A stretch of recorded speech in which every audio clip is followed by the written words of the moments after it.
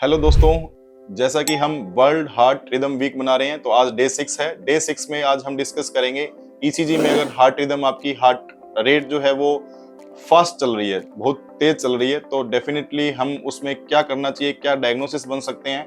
तो ये video specially है हमारे मेडिकल पर्सन डॉक्टर्स के लिए जो कि ईसीजी को रीड आउट करके पता लगा सकते हैं कि ये डायग्नोसिस है। तो इसमें नंबर 1 आता है ओल्ड एज पेशेंट में जो मोस्ट कॉमन एरिथमिया है एट्रियल फिब्रिलेशन। तो एट्रियल फिब्रिलेशन पाया जा सकता है जिसमें इररेगुलर और इररेगुलर रिदम मिलेगी आपको, पी वेव एब्सेंट होगी ईसीजी में। तो definitely you should diagnose as a atrial fibrillation, you have to give attention for atrial fibrillation. और एट्रियल फिब्रिलेशन को सबसे पहले हमें करेक्टेबल कॉज देखने चाहिए, थायराइड डिसऑर्डर चेक करना चाहिए, उसके इलेक्ट्रोलाइट एब्नॉर्मलिटी चेक करनी चाहिए और साथ में हमें एएफ को ट्रीट करने के लिए हमें कुछ एंटी एरिथमिक ड्रग्स हैं। एंटी एरिथमिक ड्रग्स में जैसे कि एमियोडरोन है, बीटा ब्लॉकर्स हैं, डिजॉक्सिन है, तो ये मेडिसिन आप यूज कर सकते हैं। बट इट डिपेंड्स कि पेशेंट हेमोडायनेमिकली स्टेबल है या नहीं है। तो उसके अकॉर्डिंगली हमें एंटी एरिथमिक ड्रग यूज करके एट्रियल फिब्रिलेशन को ट्रीट करना चाहिए। और साथ में कई बार एट्रियल फिब्रिलेशन जो मेडिसिन से ट्रीट नहीं हो पा रहा है तो उस कंडीशन में हमें कई बार ओनली हार्ट रेट को कंट्रोल करके उसको ट्रीट करना होता है। और कई बार एट्रियल फिब्रिलेशन जो कि मेडिसिन से ट्रीट नहीं हो पा रहा तो हमें कई बार कार्डियोवर्जन भी करना पड़ता है। तो कार्डियोवर्जन करना भी कई बार कंपलसरी हो जाता है जो कि हम डीसी शॉक से करते हैं। तो डीसी शॉक करके डिफिब्रिलेटर के साथ उसे हम कार्डियोवर्ट कर सकते हैं। तो पहला टारगेट हमारा होता है फार्मेकोलॉजिकल कार्डियोवर्जन और सेकंड टारगेट होता है अगर वो उससे ट्रीट नहीं हो रहा तो हमें डीसी कार्डियोवर्जन करना पड़ता है।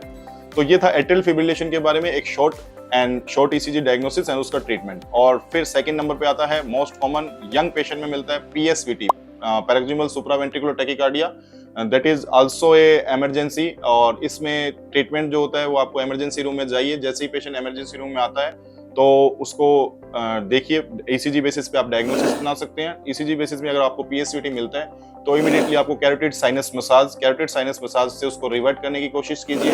अगर वो विद इन 2 और 3 मिनट्स में आपका पीएसवीटी कैरोटिड साइनस मसाज से रिवर्ट नहीं हो रहा then you have to give adenosine जो 6 mg 12 mg 6 mg की डोजेस बनी है उस डोज में आपको ये मेडिसिन देनी है एडिनोसिन। और मोस्ट प्रोबेबली 80 to 90% केसेस में एडिनोसिन से कन्वर्ट हो जाता है, कार्डियोवर्ट हो जाता है। बट फिर भी नहीं होता, you can try with diltiazem and amiodarone. तो ये सब कॉजेज हैं। और electrolyte abnormality and thyroid disorder को चेक कर लेना चाहिए, कहीं पीएसवीटी के वो सेकेंडरी कॉजेज तो नहीं है। और फिर उसको एडमिट करके हम पेशेंट को आगे कि ये बार बार रिकरेंट हो रहा है नहीं हो रहा है, उस बेसिस पे हम आगे इलेक्ट्रोफिजियोलॉजिकल स्टडी करके रेडियो फ्रीक्वेंसी एब्लेशन भी कर सकते हैं सो दैट कि ये वापस रिकर ना हो। तो पीएसवीटी के बारे में हमने आपको ईसीजी डायग्नोसिस के बारे में बताया और किस तरीके से उसको ट्रीट करना चाहिए। थर्ड नंबर आता है हमारा वेंट्रिकुलर टैकीकार्डिया और वेंट्रिकुलर फिब्रिलेशन। तो this is the life threatening emergency. तो अगर किसी पेशेंट की ईसीजी में आपको वीटी या वीएफ मिल रहा है तो immediately you have to give DC cardioversion, you have to give shock, DC shock, electric shock. तो उसमें बिल्कुल वेट नहीं करना चाहिए because it can compromise your blood supply to the brain. तो उसमें हमें इमीडिएटली शॉक करना होगा, वीटीवीएफ को डायग्नोज करना होगा और पेशेंट को इमीडिएटली एडमिट करना होगा। तो ये एक लाइफ थ्रेटनिंग इमरजेंसी है। नंबर 4 पे आता है ईसीजी में, जिसमें हमें 6 साइनस सिंड्रोम के फीचर मिल सकते हैं, जिसमें हमें एबनॉर्मल हार्ट रिदम मिलेगी, जिसमें कभी हार्ट रेट स्लो, कभी हार्ट रेट ज्यादा। तो टैकीब्रेडी टाइप का आपको कॉम्बिनेशन मिलेगा that might be due to 6 sinus syndrome. तो उसे ट्रीट करने के लिए हमें पेशेंट को एडमिट करना होगा और हो सकता है कि सेकेंडरी कोज रूल आउट करने के बाद में उसे पेसमेकर के लिए, परमानेंट पेसमेकर के लिए एडवाइस किया जाना चाहिए। तो ये सब ईसीजी के फास्ट हार्ट रेट होने पर क्या डायग्नोसिस बनते हैं, उनको किस तरीके से ट्रीट करना चाहिए। तो ये हमारा डे 6 का था, जब फास्ट हार्ट रेट मिलेगी आपको ईसीजी में। तो इस तरीके से हमने आपको डे 1 से लेके डे 6 तक सिम्टम्स के बारे में और क्या जनरल पब्लिक को अवेयर रहना चाहिए, किस तरीके से आपको इसमें इंटरवेन करना चाहिए, डॉक्टर्स के पास कब जाना चाहिए और डॉक्टर्स को क्या करना चाहिए।